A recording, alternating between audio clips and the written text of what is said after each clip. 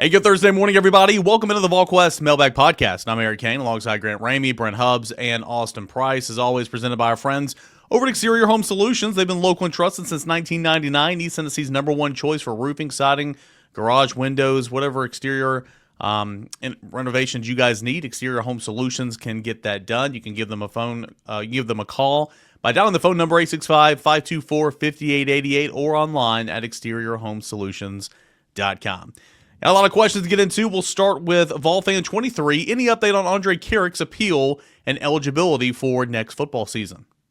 Nothing finalized at this point. So we'll see whenever the NCAA makes a ruling. I mean, if the NCAA wins an appeal, that'll be their first win in a hot minute for sure. So we'll see. We'll see what happens with that appeal and where that goes from there. But no final resolution that I'm aware of at this point. We're not calling them the Washington Generals over, but they're pretty much the Washington. It feels that way right now. I mean, they're not winning anything. That's for sure. Coty MC11, this isn't a criticism, any part of the program, just curious, rough guess on how many guys are here because they have the best NIL deal. I mean, there's obviously going to be a few. I don't think anybody's here that just, doesn't really care for Tennessee, but because Tennessee paid them the most, they're here. I think everybody likes and loves Tennessee, right? No one's just, the whole mercenary thing. I mean, that's too true to a degree, but I don't think anybody detests Tennessee, but just because they're getting paid the most, they're here to do a job. Grant, don't you think that scenario that the poster painted falls more in line with a transfer guy who's got 1 year of eligibility left? It's like the kid from Northwestern is like, hey, I'm on a rental program for a year.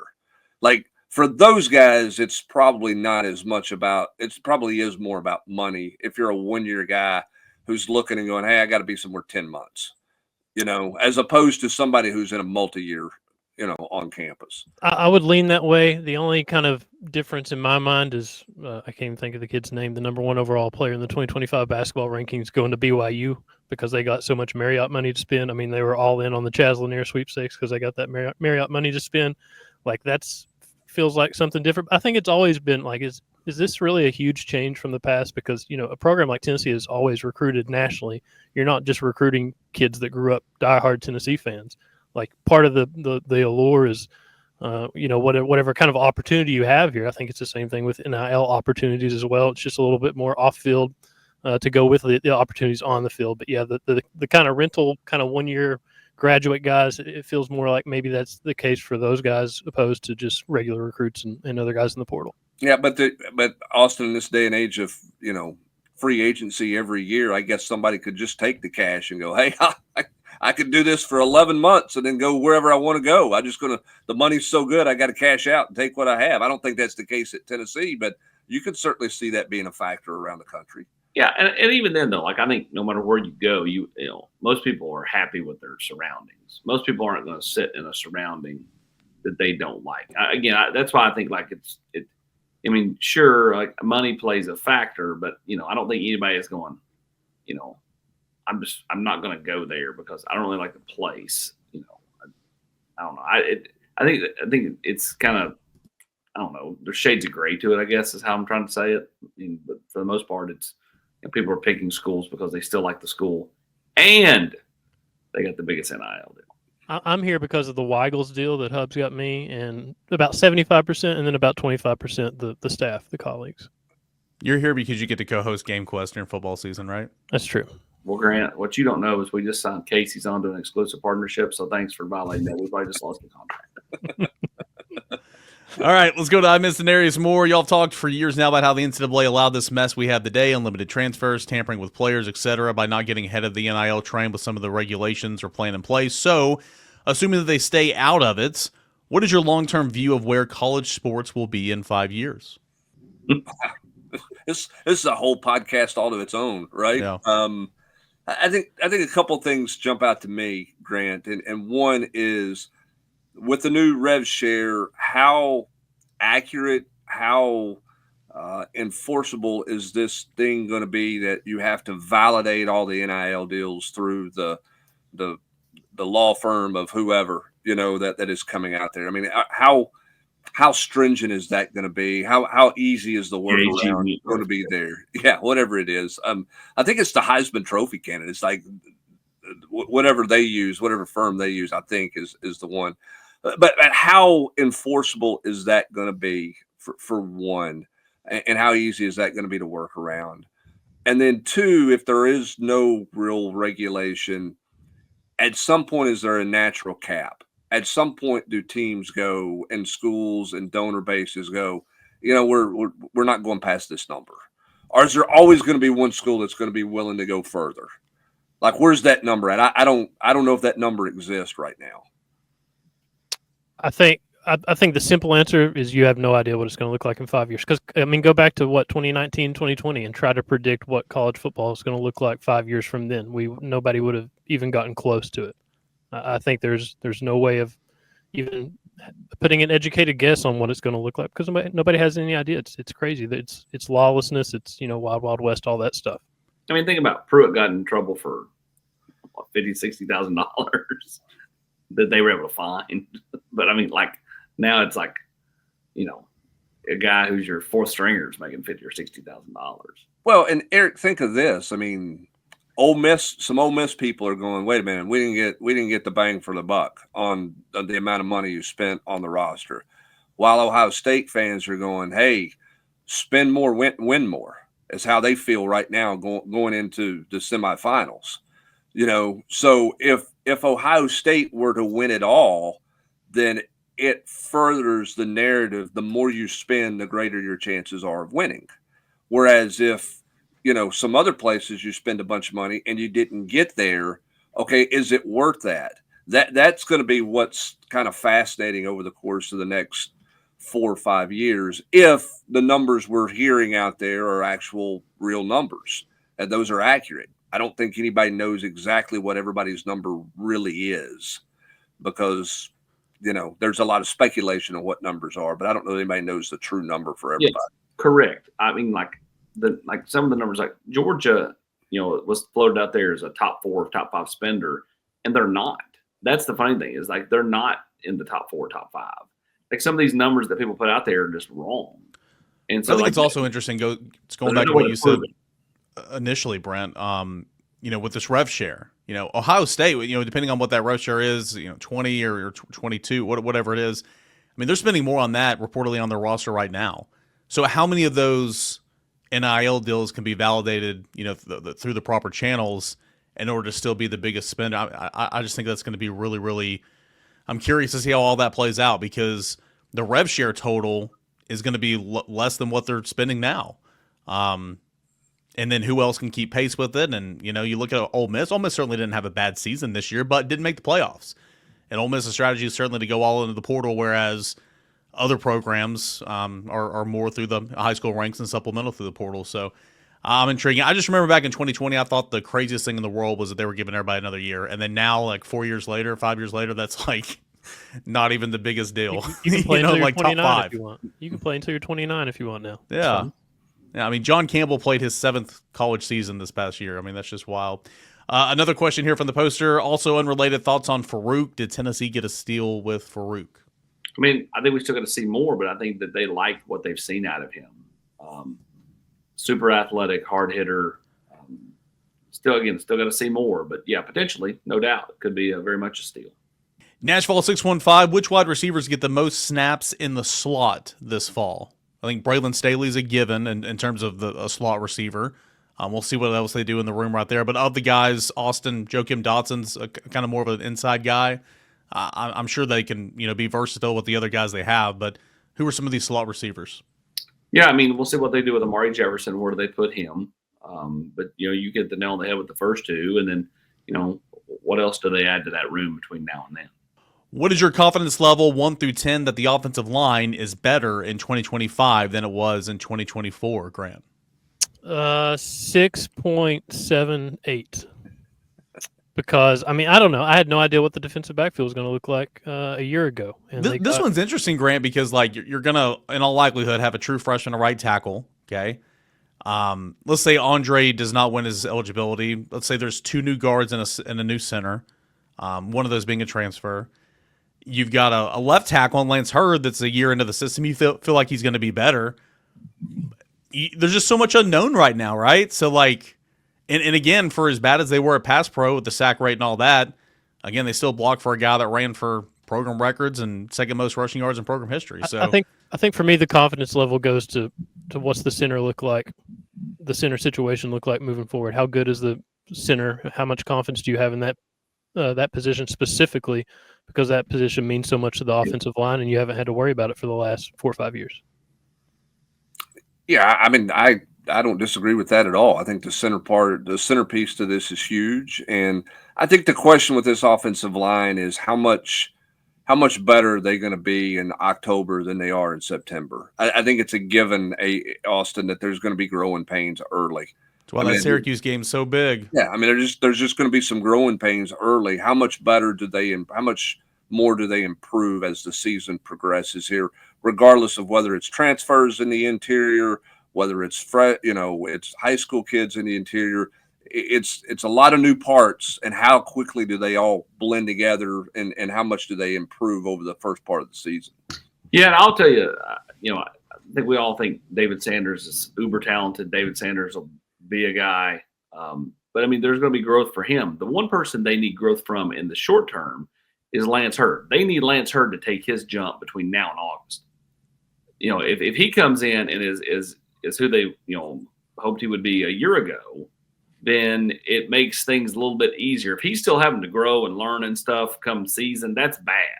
So, like, they need him to take the big step this off season, figure out everything else, and then kind of start to build around him. Yeah, you want to have to help to one side, not to both sides. Yes. And that's to your point. It is you want the left side to be a guy who can anchor it, and then if you got to help a young player and David Sanders early on, then you help him out early on is what you want to have to do. You have to. I mean, Eric, you know this. If you have to help on both sides, you got real problems offensively. Yeah, and that's where Tennessee was at points in times, this past football season for sure. Bosman87 with a continued reporting interest in transfer interior offensive linemen. Is it safe to assume that they've whiffed on evals for guys in that room, excluding incoming freshmen N Moore and Ogumoro from that conversation? No, I don't think that's the case at all. I think it's unfair to say that they whiffed there. I think the question is, are you going to put somebody out there? Are you going to put a young player out there? Which is really ironic when you think about it, because Cooper Mays was a really young player when he took over this offense, Grant. I mean, that was their only option. So they put him out there as a young player and said, you're our center. You're going to have to get physically better. You're going to have to grow and become the anchor for us. You're going to have to play some of these guys at some point. I just can't believe that you're 0 for 24 in high school recruiting in your 4 years at Tennessee. I have a hard time coming to grips that they've just missed on everybody. Yeah. All coaches fall in love with, let's just go get a guy in the portal that's older. Like, all coaches like to coach older guys for whatever reason. And at some point you got to bring some younger guys along. So I don't think that they've whiffed. I think it's more just that coaches fall into the whole, I want to coach a older guy type stuff. That's why Eric and Matt are such problems. Right, Hubs? That's exactly those young right. guys. I mean, it's been hard. I mean, it's been hard out there to turn them loose on stuff, but we're getting there. I mean, both of them we're getting there where we're coming along. You can turn them loose on doing some things, so it's much better than it's been. That's for sure. VolatileComments says, do you think any of the freshman wide receivers will be ready to contribute this fall? Got to be. Yeah, you got to play them. I mean, and that's, listen, sometimes your hand gets forced, okay, and it's not a bad thing when your hand gets forced. And kind of get you out of your comfort deal. Like, there's not going to be, a two deep of veteran guys in front of them. They're going to have to play, and that's not the worst thing in the world, in my opinion. But we'll see what happens. They better be ready to play. If they can't play, then you're going to be in a 4 tight end set, Grant Ramey. It's the Santiago Vescovi, Josiah Jordan James theory of, it's great to have veterans and it's great to have program guys, but sometimes there's other guys that can help you win games too. And sometimes you have to have those guys out of the picture before you can put somebody else in there and see what they look like. So we'll see what they look like. SPittVol, how real is the possibility that Tennessee has Zeigler and Mashack back next year? I don't know if it's a possibility at all yet. I think it depends on when this stuff goes into effect and what the date is specifically when that stuff goes into effect. I think those are two guys that they could probably make as much money here a year from now as they could make wherever their next stop is. I think the same goes to Jordan Gainey. Those are three guys that I would want back out of the four seniors that I can think of off the top of my head on the roster. Go ahead, AP. I was just say if the NCAA is smart, if they pass this, they'll just make it where that class gets a fifth year, because like at the end of the day, somebody's going to sue, they're going to lose, then everybody, it's going to be like Diego Pavia all over again. Just be smart about it on the front end. Don't be morons, which for whatever reason they don't ever think outside the box. Put this group of seniors in, but leave it to where these schools will have to maneuver their roster, because you're not getting any more. It ain't gonna be like the COVID year where you got the extra. You got to figure it out, which means that's okay for Rick Barnes because he's got a lot of his roster set to leave anyway. Let's go to Athrun. He's got a couple of questions to ask. With all the money now going to kids, do the universities provide financial advisors for these kids so they don't end up broke like former athletes such as Adrian Peterson and Allen Iverson? I mean, I don't know that they have they don't have a paid financial advisor on there, but I mean, they have that class, right? Yeah, and they have guest speakers come in and those types of things. But listen, I mean, these guys and families, they've got agents and they've got, lawyers and this, that, and the other. I mean, they're doing their own thing. I mean, and some of them will handle their money the right way and do good things with it. And some of them will look up and not have money. I mean, that's the way the world works.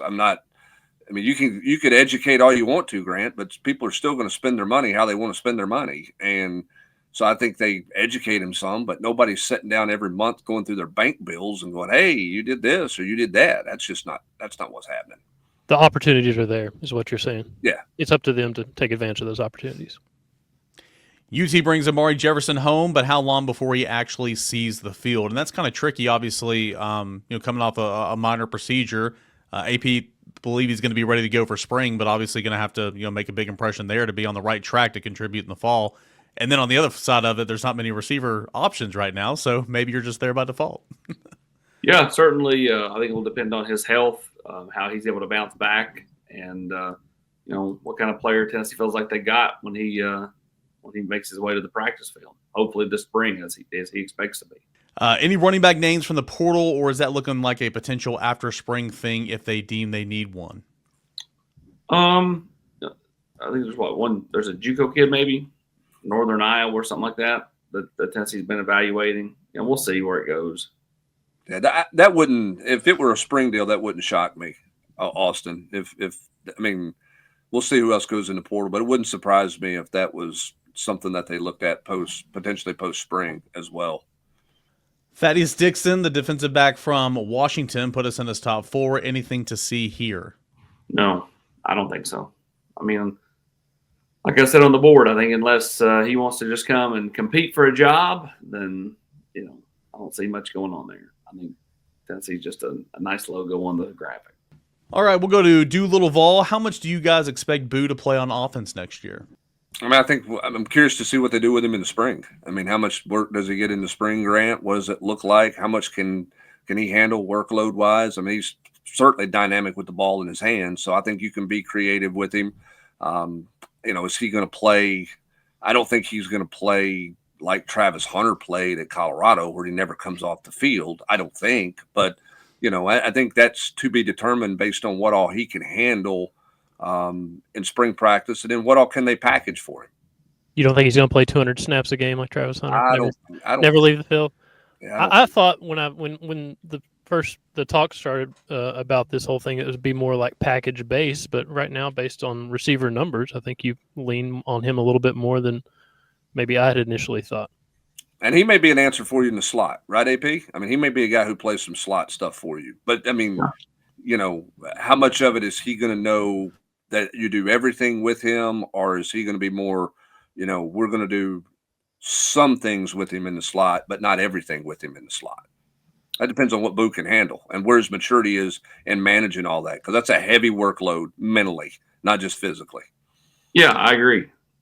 Give him the Gerald Jones package, the G gun. Give him the what's the guy's name? I think he scored at Miami in 2000, whatever year that was. Derek Tinsley? Nah, yeah, Derek Tinsley. There we go. With Jefferson now in, do you expect any more wide receiver transfers? That's a given, right? Yes. Yeah, I think so. Now, again, when does it happen, right? Is it in this window or is it in the spring window? No. That I don't think they know yet. All right, we'll get to one more, then we'll hit a break. Let's go to this one. Did Coach Rick Barnes reach out to any potential players to enroll in the midyear, Grant?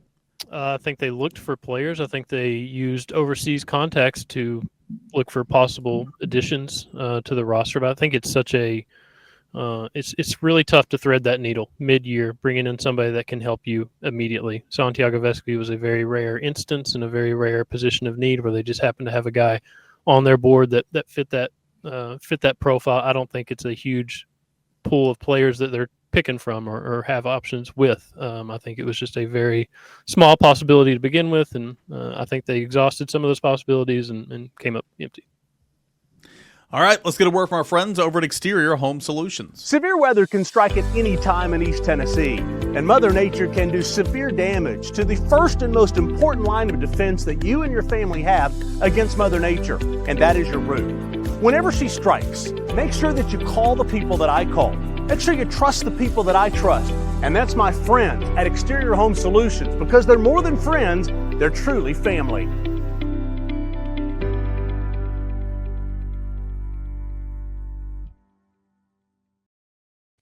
Exterior Home Solutions. For a free estimate, give them a call at 865-524-5888 or visit them online at exteriorhomesolutions.com.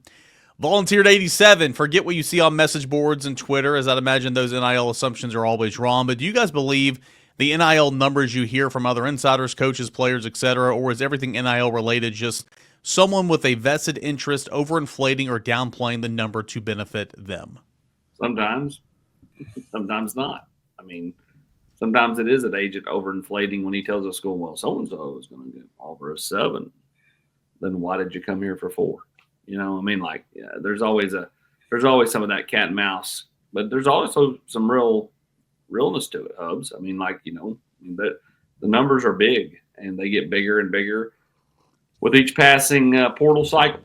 Yeah, no doubt. I mean, I think there's some real numbers out there and there's some wrong numbers out there. You know, and because there's no database and no transparency, the challenge is trying to figure out what's real and what's not real, and you know what decisions you want to make. Where's somebody in terms of being a priority for you? I mean, I think Austin has said it best for probably years now. I mean, your value is what somebody's willing to pay you, and in some cases, some people are overvaluing and saying that they're worth this or they need to have this, and they're going to hold out. They end up not getting what they want.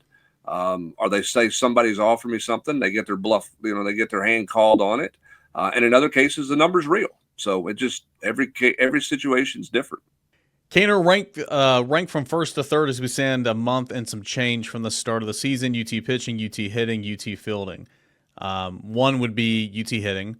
2 would be UT pitching. It's just going to be a lot of new guys. And then 3 would be UT fielding, and that's not necessarily saying they're going to be a bad fielding team. You're just breaking in a lot of new guys at different positions. I think defensively at third base with Fisher, that was a roller coaster to say the least at Ole Miss last year. He looked fine to me. Every inning I saw him play at the hot corner in fall, he looked fine. But that's one you might want to be paying attention to in the field. Breaking in a new first baseman, you know, what's that going to look like? We all know the roller coaster was for Burke in 2023 and how great he was a year later. Got a new middle infield, but I think Gavin Keelan's going to be just fine. And then you got two new outfielders, but I think they'll be fine fielding. But this is a prototypical Tony Vitello team. I mean, they're gonna smash the baseball and they're gonna pitch the baseball really well. And there's a lot of new guys that we don't know an awful lot about right now that are going to step up and be huge on the mound for Tennessee baseball this year. Let's go to Vol through it all. With the impending ruling by the NCAA in March on a 5th year of eligibility, does it seem likely Karic will be back next fall? Any other players that you anticipate applying that 5th year to? I know we spoke about Karic a little while ago, but say this is in March, say this is in place for next year. Is there anybody else that could potentially benefit from this? Football wise, I mean, I don't It's know tough who- with football because I mean, again, like you're moving on. Like yeah, I mean, you're I don't, what's interesting with Andre's situation, and we'll see how the ruling goes into place. I mean, he's been in college 5 years now. One of those is the COVID year, so he got that year back. But is the rule that you can only be in college 5 years and you're eligible to play those 5 years, or are you going to say, okay, now we're going to do the 5-year thing, and you can still have a COVID year in there. We're almost out of the COVID cycle, but not hardly out of the COVID cycle. I think how they letter and word all of that is going to be really interesting to see. Do they make it sort of cut and dry, or is there, I guess, asterisks to some of those things as well? I don't know how that's going to go, and I don't know when for sure they're going to make a ruling on that. Versus, here's the ruling, here's an appeal on the ruling, and we're going to go back and forth on it. Who do you think's higher on the priority list, Kyle McCord or Andrej Karic? On the priority list, I mean, Yeah, for the NCAA. Well, I mean, Kyle McCord is the one who draws all the attention, I know. right? I mean, and again, I mean, I think that your leaning is that everybody wins their appeal because nobody's lost an appeal. Yep. That's the feeling that you have right now. Vols, to piggyback on your discussion on the Tuesday podcast, playing backups, wouldn't it be prudent both financially and from a roster management standpoint to forget about the 85 scholarship model and construct the team like a 53-man NFL roster? Grant, give me a waiver wire and we'll talk about it. But if you don't have a waiver wire, what are you going to do? How are you going to field the team if you get a bunch of injuries, if you're at a 53-man and you can't make any in-season adjustments? I mean, the way I interpreted the question was more like, shouldn't you be looking for maximum versatility, I guess, from these guys that No. you're paying, to get your money's worth, to get every penny worth? This guy can help you on X number of special teams. This guy can play X number of positions in the back, secondary, whatever, stuff like that. Like trying to maximize versatility and potential the way an NFL roster maximizes and values those things. Well, I think you're probably doing that to a degree, right? I mean, how many players are really active players on a college team? Right. They're not playing 85. They're not playing 80 in a game. And what's the number? Probably around 53, 55, somewhere in that ballpark, maybe. Excluding special teams units, yeah. Well, I mean, okay. Are you playing 20? Okay, let's if you exclude special teams unit, so you're saying they're playing 25 to 30 offensive players, 25 to 30 defensive players every game. I don't think they're playing that many. Tennessee played as many as anybody in the country on defense. Closer on defense, obviously. Yeah, I more mean, so than I think you're probably playing around 50, counting special teams. You're probably playing somewhere between 50 and 60 players. Most games. I don't think you're playing 65, 70 players in a game, counting special teams. But again, the difference is, what do you do when you have a bunch of injuries? Because then if you get into some injury stuff, then you are playing deeper numbers. Whereas in the NFL, if you got an injury, you call up a guy off the practice squad, or you go get somebody off the waiver wire, you make a transaction. That's the challenge there. But yeah, I mean, I think you got to play. I think you're playing your best guys for the most part. Probably playing a few more on special teams than you would see in a regular 53-man roster. But again, where's that value at right now? If the kickers keep kicking it in the end zone every time, I mean, does it really matter who's on your kickoff coverage unit? I mean, I think you go back and look at who the 11 were on the field against Vanderbilt and that kickoff return for a touchdown. I mean, it was a bunch of – I mean, it wasn't your better players, right? I mean, it was more walk-on guys. So, I don't know. I just think it's hard to do with the injury factor out there and being unable to make roster moves during the season. That's the way I took it. Yeah. And here's the thing, too. If you're a freshman and you're a true freshman and you're burning your red shirt and you're a special teams player like Cam Selden the freshman year and, Caleb Beasley this year, like you're playing every single special teams unit. Like you're not – like you're on both coverages, you're on both returns. Like you're not just a punt return, up back or whatever. Like you're doing it all. Well, and if you get the 5-year deal going, red shirt goes away. And I think red shirt's going away anyway. I don't know how you get it. It's hard to get away with red shirting a guy in this day and age in the transfer portal unless he's at a true developmental position. It's really hard to do that. I mean, it's hard to sit there and go look at your budget. Okay, we paid X number of he got X number of NIL dollars, AP, to come to school, but we're just going to let him sit and watch for the year while he's getting some money. Like, there are people who are pushing and crunching numbers that are going to be asking questions in the rev share world of, wait a minute, now this guy's getting this. Why is he not playing? That's right. More hands in the cookie jar. Oregon Vol wants to know, is it a foregone conclusion that Satterwhite is the center in 2025? It's been mentioned Perry maybe could be an option there. Who are some other options? Max Anderson would be an option. How high is the staff on Satterwhite, and are you surprised they haven't targeted a center in the transfer portal? Austin? I don't think it's a locked-in deal, no. We'll see if they like to bring anybody else in and, where they like to play these guys. I mean, do they see them, if they bring in a guard, is he a guard or is he a guard center? I think it'll depend on kind of how Satterwhite does in spring, how Jesse Perry does in spring, where they kind of like to play him at. Same thing with Max Anderson. Feels like Jesse Perry. Feels like they like Jesse Perry everywhere. They just want to find a spot for him, right? Like tackle, maybe a guard, maybe an option at center. What like and playing are two different things. Yeah, we'll find out. Yeah, for sure. Rick Barnes was a blessing to the basketball program. Name another fire coach who has come to Tennessee and resurrected their career. You can tell that question was asked before Tuesday night, right? I thought about that question. I don't have a clue. Every coach that I've been around, I haven't been around very long, has been guys on their way kind of up trajectory-wise, the coaching ladder, not aside from obviously Rick Barnes. Yeah, I mean, it's nothing in recent times. I mean, that would be a fired coach. That comes to mind right off the top of my head. I mean, he's certainly more the exception than the rule. And right. A lot of us, when he was hired, Grant, thought he literally was retirement Rick, right? Like, this is just he's just sliding through for a couple of years here, and he's on the twilight of his career, and he's actually come to Knoxville and been completely rejuvenated. I mean, but those are the exception, not the rule around the country. And rejuvenated multiple times. I mean, I didn't think he was going to adapt to portal life and NIL life the way he has, and he's been killing it. ATL VFL going into spring, which side of the ball do you feel best about, and what needs to improve on the other side of the football?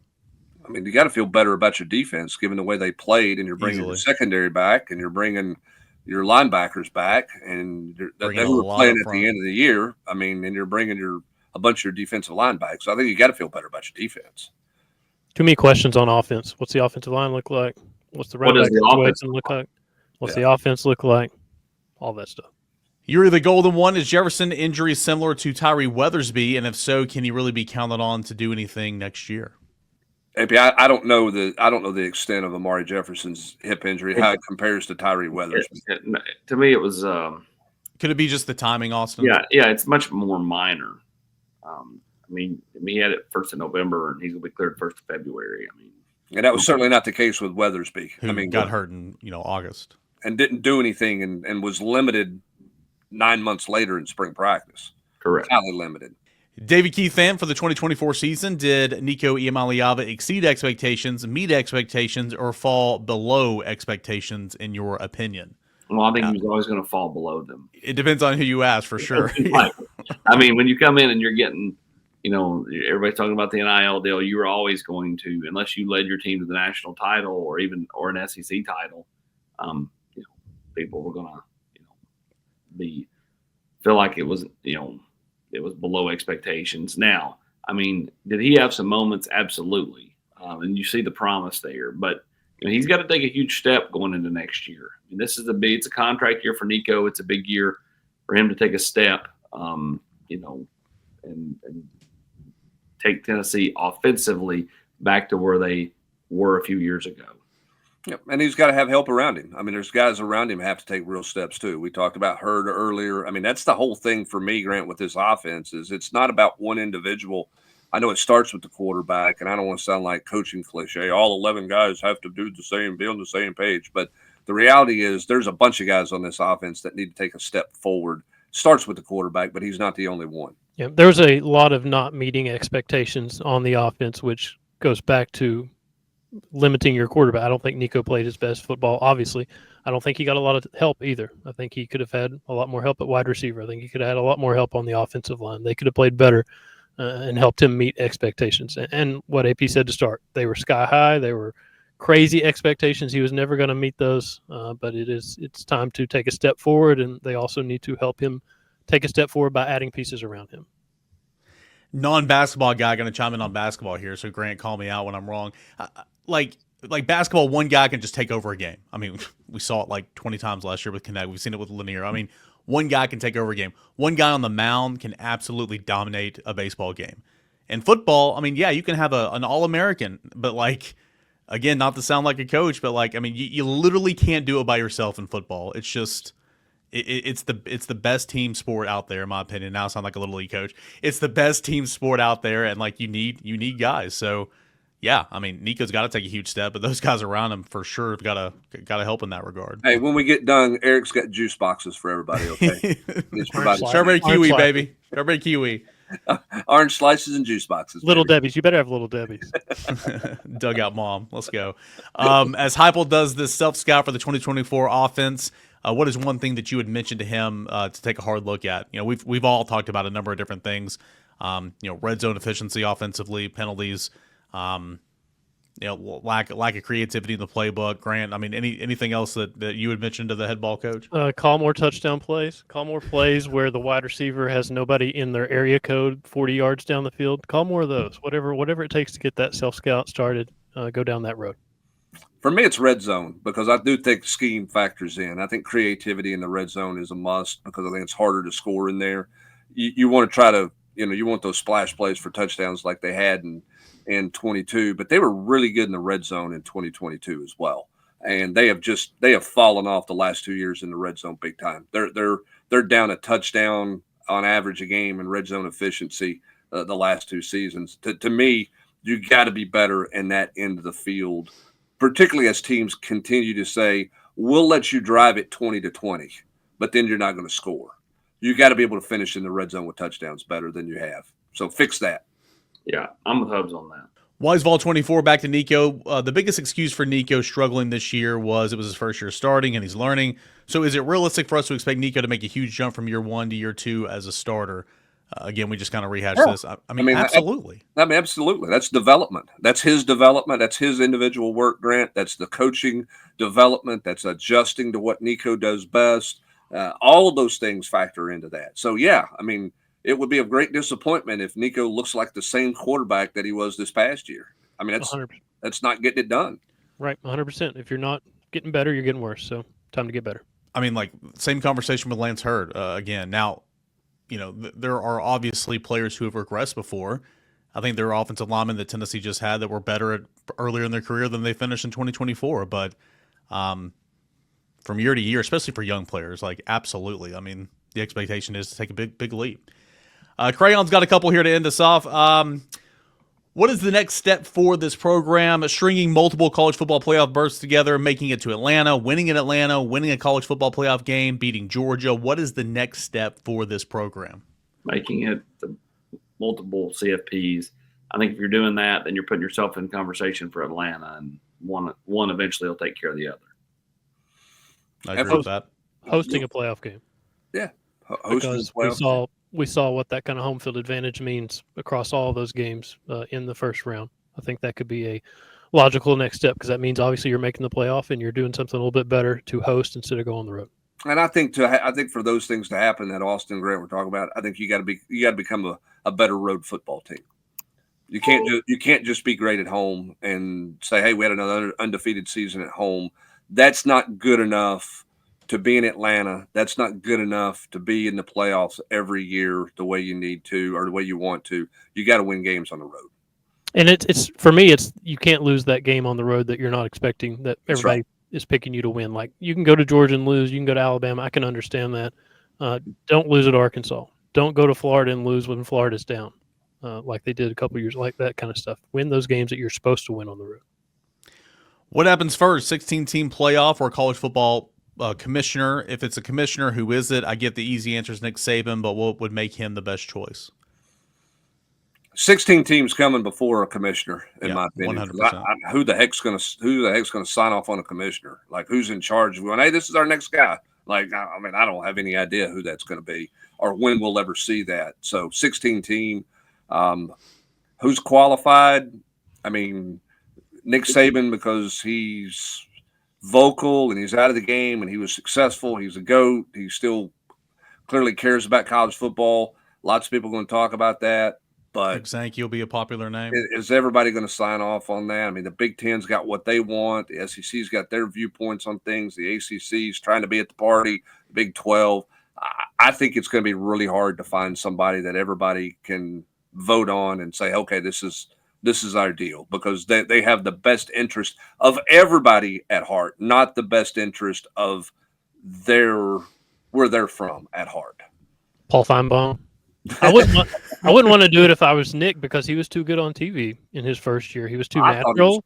I think he could have that job for the rest of his life if he wanted it, have no questions about job security. I think he got out of college football to get away from this mess. I wouldn't want to get back into it and try to solve everybody's problems, all at once. I would want to stick with what I had success with, and I assume had fun with in doing College Game Day and stuff like that. And let's be real, he worked 1 day a week, and he was great at it. Right. And he's retired. And if you're the college football commissioner, you are working like you're a head football coach. There's no time off. So, yeah, I agree with that. What current player's position on the roster has the best shot at being the next Tennessee legend? Is it Boo? Is it Nico? Could it be someone else? Brent, it can certainly be anybody, but, I mean, not all positions are weighted equally. It's quarterback. So who has the best chance to be the next Tennessee legend? It's absolutely Nico. Well, what makes you a legend? I mean, is it splash plays? Is it flashy plays? I think it's championships. Is it a guy who returns a bunch of punts for a touchdown and that type thing? I mean, what makes you a legend? A legend is hoisting a trophy, in my opinion. So I don't know. I don't know the answer to that question. I mean, what I know is that Nico's into year 3, big year for him. He's got to take a real step forward. Boo Carter's young in his career, who's going to get some more opportunities. We'll see what that looks like, and we'll see who else along the way emerges as a rising superstar in this program. All right, that's going to do it here for today. Appreciate you guys sending in your questions on the thread there on the GQ each and every single week here for the Mailbag Podcast. Big thanks to Exterior Home Solutions for being with us and being the presenting sponsor of the show. They've been East Tennessee's #1 choice for roofing, siding, garage windows. You can contact Exterior Home Solutions today.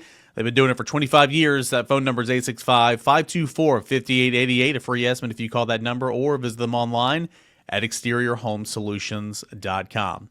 For Grant Ramey, Brent Hubbs, Austin Price, I'm Eric Kane. We got a lot of fun stuff coming up on the General's Quarters. Basketball season in full swing, transfer portal, Tennessee recruiting, baseball season around the corner, all that and more at the General's Quarters and at volquest.com.